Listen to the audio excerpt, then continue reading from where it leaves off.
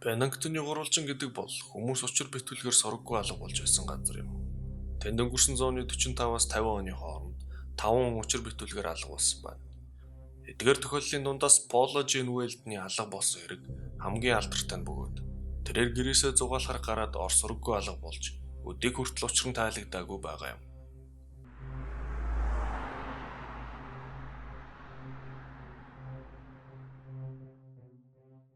Манай дэлхий дээр учир битүүлгээр хүн алга болдог газрууд олон байдаг. Тэдгээр газрын нэг нь Америкийн нэгдсэн улсын Вермонт мужийн зүүн урд хэсэгт орших байгалийн үзэсгэлэн цогцолсон моддоор бүрхэгдсэн уулс юм. Энэ газрын тухай домогт өгүүлснээр нутгийн уугуул индианчууд энэ газарт хүн нутаглуулдаг байсан бөгөөд очихыг цээрлэн тойрч явдаг байсан гэдэг. Мөн анхны колончлогчид энэ газрын тэнгэрт янз бүрийн гэрэл харж ойн гүнээс учир битүүлэг дуу чимээ сонсож байсан гэлцдэг. Хамгийн ихний хэрэг 1945 оны 11 сарын 12-нд 74 настай Миди Риверс тухайн ойн дундх Лонг Трейл гэх чимээр зугаалж яваад ор сургаггүй алга болсон юм. Лонг Трейл гэдэг нь уртчим гэсэн утгатай үг лээ. Энэ жим нь өтгөн ой дундуур явсаар Канадын хилд тулж дуустдаг. Нийт 439 км үргэлжлэх аяллаа жим юм. Риверс бол энэ газрыг маш сайн мэддэг туршлагатай анчин, загасчин хүн байж. Тэрээр тэр өдөр анчтын группийг замсалж явсан бөгөөд буцах замдаа тэднээс төрүүлж тасарч яваад ор сургаггүй алга болсон юм. Түүнийг алга боломгц том хэмжээний эрэлэн ажиллагаа зохион байгуулагдсан ч горхины дэргэдээс түүний бууны сумнаас өөр зүйл олдоогүй юм. Магадгүй тэр горхиноос уух гэж тонгохдоо сумаа унгаасан байх боломжтой гэж таамаглаж байгаа бөгөөд одоо хүртэл Мид Риверс ор сургаггүй алга болсонд тооцогдож байна. Хоёр дахь арай илүү баримттай хэрэг жилийн дараа Беннингтон их жижиг хотод болсон. 18 настай Поло Уэлд Беннингтон их сургуулийн урлаг судлалын 2 дугаар дамжааны оюутан байсан бөгөөд сурлах сайтай нийгмийн идэвхтэй нэгэн байж. Тэрээр чөлөөт цагаараа сургуулийн хоолны газар цагийн ажил хийдэг байсан байна. 1946 оны 12 сарын 1-ний өдөр Поло ажлаа дуусаад сургуулийн дотор байранд ирж хувцас сольж өмсөд зугаалахаар явлаа гэж найзтай хэлсэн байна. Поло 14 цаг 30 минут гэхэд дотор байрнаас гарсан.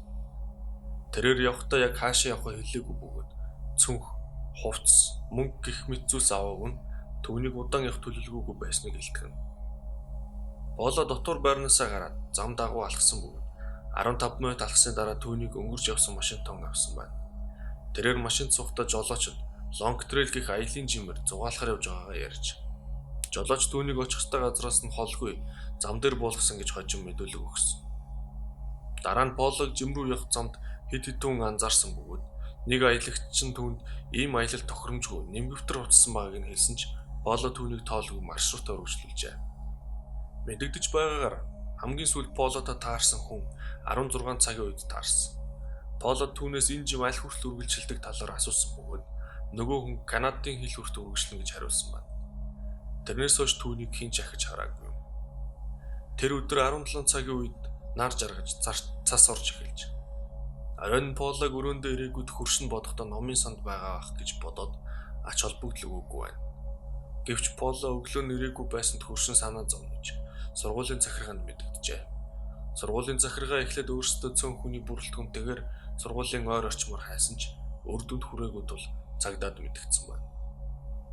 Энэхүү гал унтрах анги цагдаа болон сургуулийн оюутан багш гэх мэт хэдэн зуун хүнээс бүрдсэн томоохон эрлийн үйл ажиллагаа нийт хэдэн 7 хоног үргэлжилж нислэг тэргээр хүртэл хайсан байна.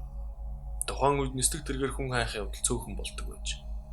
Гэвч тэд Пологийн ямар ч ул мөрийг олж чадаагүй. Хожим эрлийн ажиллагаа зогсож албан ёсны дүгнэлт гарсан нь Поло жимээс гарч ойд төрөөд хүрээлэн буй орчны нөлөөллөөр ойд амиргцэн гэж таамаглаж. Гэхдээ эрлийн үйл ажиллагаанд оролцсон хүмүүс болон бусад хүмүүсийн таамаглаж байснаар тэр магадгүй ийм маягаар зогтоож шинэ амьдрал эхэлсэн. Эсвэл түүнийг ойж явж байхдаа толгойдоо гэмтэл авч ой санамжаа алдсан гэх зэрэг маш олон таамаг төвшүүлж байсан. Мөн тэрээр илүү хар бараан таамаг байдаг нь Поло амиа хорлсон. Эсвэл хэн нэгэнд алуулсан, хулгайлагдсан гэх мэт таамагуд байсан байна.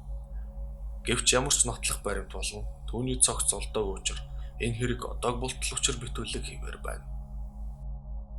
3 дахь явдал Пологийн алга болсон хэрэгээс яг 3 жилийн дараа буюу 1949 оны 12 сарын 1-нд болсон байна.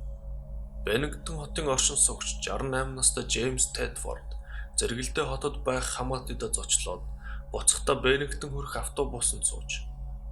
Хожим гэрчүүдийн мэдээлснээр тэрээр Беннингтон хүртэл автобусанд суугаад замын турш унтаагаараа зорчиж ирсэн ч автобус Беннингтонд ирж зорчигчд буухад 15 биш 14 зорчигч автобуснаас буусан байна. Түүний ачаа автобусны дээшний хэсэгт байсан бөгөөд хинч Джеймсийг хайцсан талаар мэдэхгүй байж. Үүний дараагаар эрлийн үйл ажиллагаа хийгдсэн ч түүнийг олж чадаагүй бөгөөд автобусанд зорчих үедээ алга болсон маш ачаархалтай хэрэг юм. Дараагийн буюу дөрөвт алга болсон хүн бол 8 настай Пол Джеймсон. 1950 оны 10 дугаар сарын 12-нд ээж нь фермд ажиллаж байх хооронд Пол хүү гэрийнхээ гадаа тоглож байсан юм. Ээж нь ажлаа дуусаад ирсэн ч хүүн байсангүй. Энэхүү 100 сайн дургахнаас бүрдсэн эрлийн баг ойр орчмыг самсан ч ямар ч үр дүнд хүрээгүй. Дараа нь хүүгийн аав цагдаагт мэдээлснээр хүүн хэд хоногийн өмнөөс ууланд аялахыг хүсч байна гэж ярьж байсан байна.